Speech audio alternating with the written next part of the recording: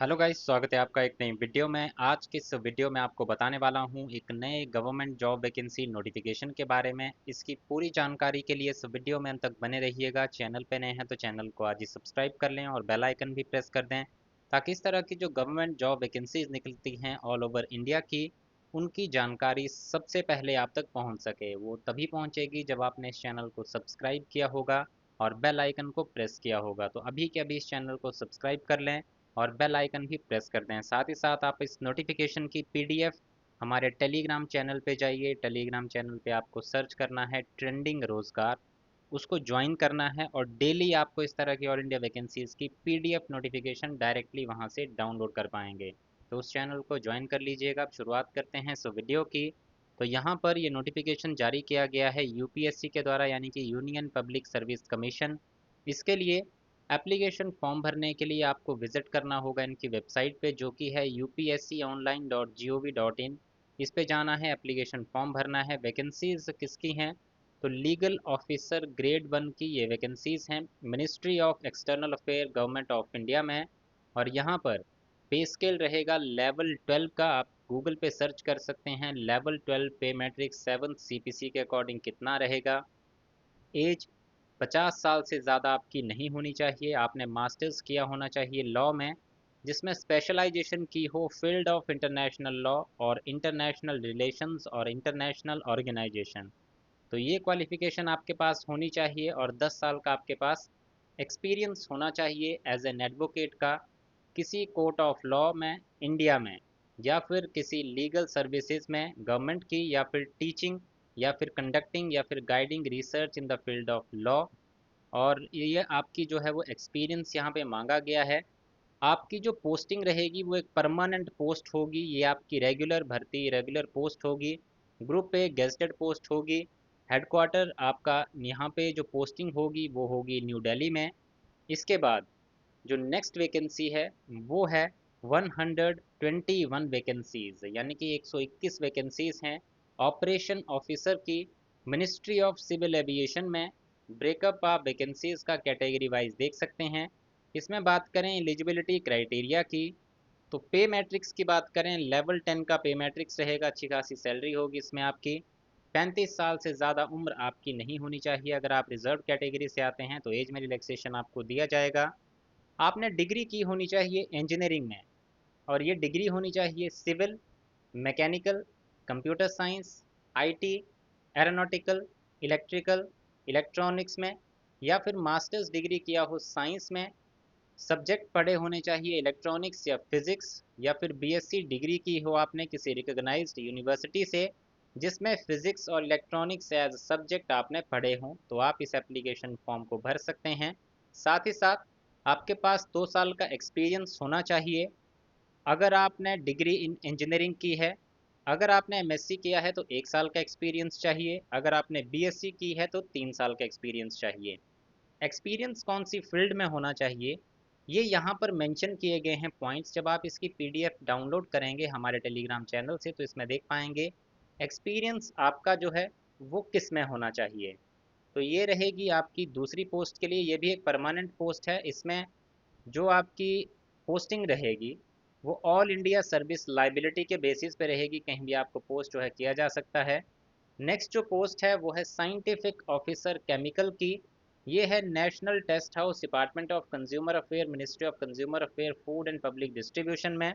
यहाँ पे 12 वैकेंसीज हैं, जिसके लिए आपका लेवल 8 का पे स्केल रहेगा। 30 साल से ज़्यादा उम्र आपकी नहीं होनी चाहिए। रिलैक्सेशन एज में यहाँ पर दिया जाएगा।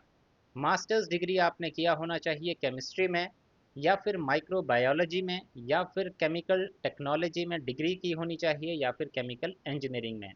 और 1 साल का एक्सपीरियंस आपके पास होना चाहिए एनालिटिकल या फिर केमिकल टेस्टिंग लेबोरेटरी का, या फिर 1 साल का एक्सपीरियंस यहाँ पे बताया गया है इस टॉपिक में आपका होना चाहिए।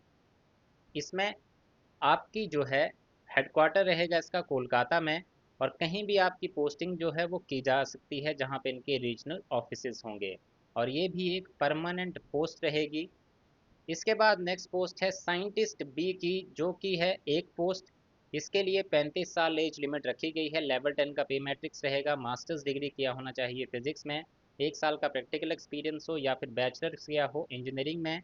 मैकेनिकल इंजीनियरिंग या फिर मेटलर्जिकल इंजीनियरिंग, और 2 साल का आपका प्रैक्टिकल एक्सपीरियंस होना चाहिए। तो ये आपकी यहाँ पर नेक्स्ट पोस्ट है। इससे अगली पोस्ट है असिस्टेंट प्रोफेसर की, college of military engineering Pune, ministry of defence में। यहाँ पर आपका पे स्केल रहेगा लेवल 13A1 का। 48 साल से ज़्यादा उम्र आपकी नहीं होनी चाहिए। आपने बैचलर किया होना चाहिए बीई या फिर बीटेक सिविल इंजीनियरिंग, या फिर मास्टर ऑफ इंजीनियरिंग किया हो, या फिर एमटेक किया हो सिविल इंजीनियरिंग का। तो ये इसमें फिर से बता दूं, तो आपने बीई बीटेक किया होना चाहिए सिविल में, एमटेक किया होना चाहिए सिविल में, और फर्स्ट क्लास में किया होना चाहिए। और साथ ही साथ यहाँ बताया गया है कि आपने जो फर्स्ट क्लास ये अपना अचीव किया हो, ये तो बैचलर्स में या फिर मास्टर्स में किया होना चाहिए, और मिनिमम 5 साल का एक्सपीरियंस आपके पास होना चाहिए टीचिंग या फिर रिसर्च का। इसके बाद जो आपकी नेक्स्ट पोस्ट है वो है एसोसिएट प्रोफेसर की, इसी सेम कॉलेज में। 45 साल एज लिमिट रखी गई है। बैचलर्स आपने की होनी चाहिए मैकेनिकल इंजीनियरिंग में, साथ ही साथ आपने मास्टर्स किया होना चाहिए, और आपका 5 साल का एक्सपीरियंस आपके पास होना चाहिए। नेक्स्ट पोस्ट है यहाँ पर एसोसिएट प्रोफेसर सिविल इंजीनियरिंग की।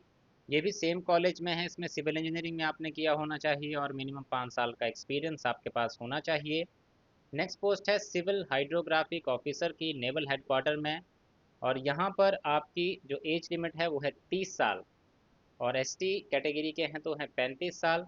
डिग्री किया होना चाहिए इंजीनियरिंग में, सिविल, कंप्यूटर साइंस या फिर इंफॉर्मेशन टेक्नोलॉजी, या फिर मास्टर्स किया हो maths, geography, geophysics, computer application, computer science या फिर आईटी में, या फिर किसी ने पास किया है final examination institute of surveyor's in sub division hydrographic surveying में, वो भी एलिजिबल है। साथ ही साथ 2 साल का आपके पास एक्सपीरियंस होना चाहिए।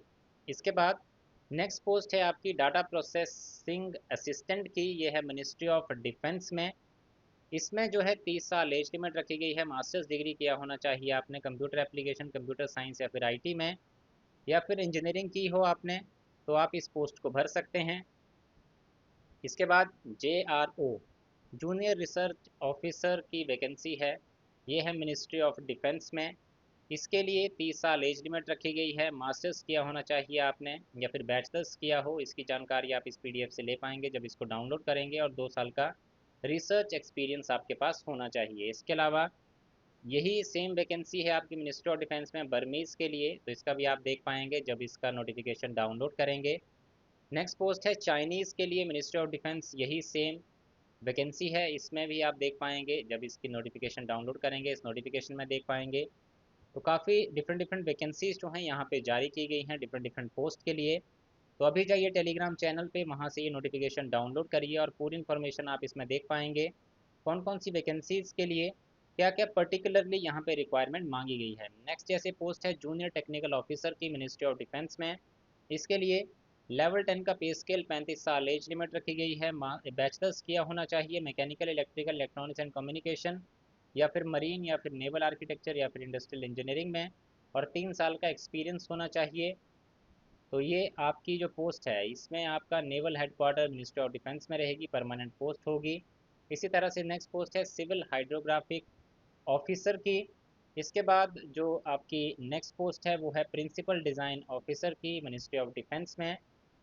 देन इसके बाद वैकेंसी है research officer signal intelligence directorate की, मिनिस्ट्री ऑफ डिफेंस में। इसके बाद है नेक्स्ट पोस्ट ट्रांसलेटर चाइनीज़ इन सिग्नल इंटेलिजेंस डायरेक्टरेट में। इसके बाद नेक्स्ट पोस्ट है आपकी ट्रांसलेटर रशियन प्रशियन इन सिग्नल इंटेलिजेंस डायरेक्टरेट में। इसके बाद नेक्स्ट वैकेंसीज हैं असिस्टेंट लीगल एडवाइज़र की, मिनिस्ट्री ऑफ फाइनेंस में।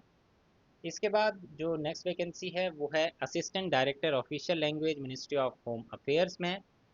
इसके बाद नेक्स्ट पोस्ट है यहाँ पर, तो काफ़ी ज़्यादा डिफरेंट डिफरेंट पोस्ट जो हैं यहाँ पे जारी की गई हैं, अच्छी खासी वैकेंसीज हैं। नेक्स्ट पोस्ट है ड्रग्स इंस्पेक्टर मेडिकल डिवाइसेस की, तो इसकी भी अच्छी खासी वैकेंसीज हैं। इसके बाद नेक्स्ट जो वैकेंसी है वो है पब्लिक हेल्थ स्पेशलिस्ट ग्रेड 3 की, इसके लिए भी वैकेंसीज यहाँ पे जारी की गई हैं। इसके बाद नेक्स्ट पोस्ट है स्पेशलिस्ट ग्रेड 3, ये आपकी ministry of health and family welfare में वैकेंसी है। इसके बाद जो नेक्स्ट वैकेंसी है उसकी बात की जाए वो है बायोकेमिस्ट्री स्पेशलिस्ट की। इसके बाद जो नेक्स्ट वैकेंसी है उसकी अगर बात करें तो ये है स्पेशलिस्ट ग्रेड 3 जनरल मेडिसिन की। तो इस तरह से काफ़ी डिफरेंट नंबर ऑफ वैकेंसीज जो हैं वो यहाँ पे जारी की गई, जैसे कि नेक्स्ट वैकेंसी है जनरल सर्जरी के लिए। इसके बाद जो नेक्स्ट वैकेंसी है वो है ऑर्थोपेडिक्स के लिए। इसके बाद नेक्स्ट वैकेंसी है आपकी ऑब्स्टेक्स एंड गायनेकोलॉजी के लिए। इसके बाद जो आपकी नेक्स्ट वैकेंसी है वो है यहाँ पर आपकी पीडियाट्रिक्स के लिए। नेक्स्ट जो वैकेंसी है इसी तरह से जो आपका डिपार्टमेंट रहेगा मिनिस्ट्री ऑफ हेल्थ, इसमें ही वैकेंसी है रेडियो डायग्नोसिस के लिए, आपकी स्पेशलिस्ट ग्रेड 3 के लिए। इसके बाद जो नेक्स्ट वैकेंसी है वो है आपकी tuberculosis and respiratory medicine pulmonary medicine के लिए। नेक्स्ट इसके बाद जो वैकेंसी है ये है आपकी बायोकेमिस्ट्री के लिए।